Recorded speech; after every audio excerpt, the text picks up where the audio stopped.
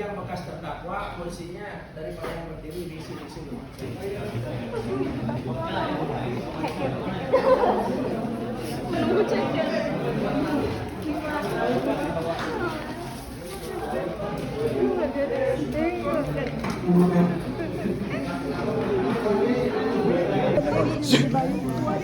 Pulang, Abi.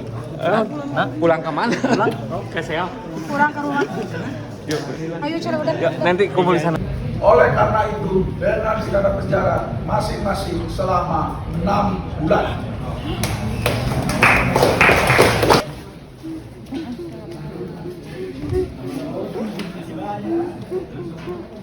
Ya 45 itu yang Undang-Undang ITE, kemudian ya pasal 28 dan juga pasal 331 ya KUH pidana ya. Nah itu juga ya maksudnya itu dua hal yang disematkan pada yang berbeda gitu, karena kan satu orang ada yang dianggap melempar molotov begitu, melempar batu, dan satu lagi merekam dan disebar di sosial media begitu. Nah itu kan ya sayangnya hakim tidak melihat jauh dampaknya gitu ya, hanya melihat serangkaian tindakan tersebut memasuki unsur pidana dalam pasal-pasal tersebut gitu. Nah itu juga yang sayangnya hakim tidak punya pertimbangan yang lebih jauh lah kalau saya lihat. Yang diharapkan oleh penasihat hukum apa?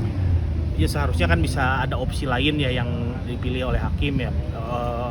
Bisa saja mungkin ditetapkan sebagai bersalah tapi beban hukumannya tidak diterapkan pidana penjara begitu, karena kan seperti yang dibilang oleh hakim ya, ini para terdakwa ini kan baru pertama kali terlibat kasus hukum, tidak punya catatan kriminal, terus kemudian kooperatif dalam sidang, dan juga Usia masih muda. Usianya masih muda begitu. Nah itu juga harusnya kan jadi jadi hal yang bisa disebutkannya ya alasan pemaaf untuk hakim untuk bisa meringankan tindak pidananya gitu. Jadi tidak harus pidana penjara yang dipilih gitu, meskipun dianggap melakukan tindak pidana begitu.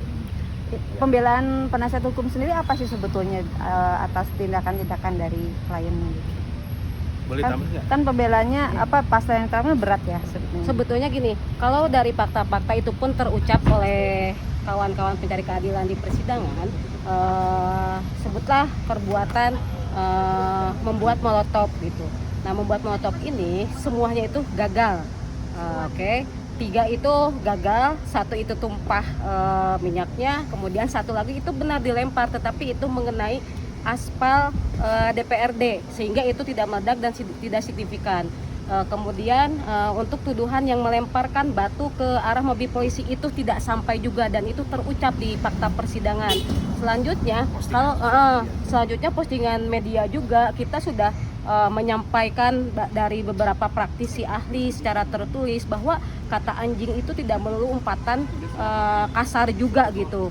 Itu ada secara tertulis dari ahli. Selain itu, teman-teman para pencari keadilan Cemara ini tuh datang itu malam, situasinya wisma yang disebutkan sudah terbakar, kemudian sudah terjadi kericuhan, sehingga molotov yang tadi cuma dilemparkan 1 ke arah aspal DPRD itu tidak mengenai wisma gitu, sehingga kan faktanya mereka tidak melakukan pelemparan dan meledakan gitu. Nah itu sehingga ya kami sangat menyayangkan lagi-lagi hakim hanya sekadar menjadi jembatan pasal-pasal, jembatan aturan-aturan formal, tidak melihat ke belakang bahwa ada pantikan besar di saat demonstrasi Agustus September. Kenapa yang dikorbankan adalah masyarakat atau rakyat? Pemantik utama, penyebab pertama adanya demonstrasi Agustus September adalah tunjangan DPR yang naik, arogansinya DPR yang joget-joget, apapun juga dilindas, sampai sekarang nggak diadili dengan adil untuk para pelindas apan gitu ya. Dan teman-teman juga kalau niat aksi itu adalah lagi-lagi niatnya solidaritas, itu yang nggak luput dilihat sama hakim. Ada situasi force measures pada Agustus September. Kalau saya mau menambahkan, ya memang hakim juga tidak menilai lebih lanjut mengenai postingan sosial media yang dianggap tadi ada dampak psikologis, membuat kegaduhan dan memang Memicu. menghasut orang lain begitu ya. Tidak signifikan karena kan di postingan tersebut diposting di akun pribadi yang sedikit followersnya, terus kemudian juga tidak tersirkulasi atau tadi tidak tertransmisikan ke banyak orang gitu, terus kemudian juga tidak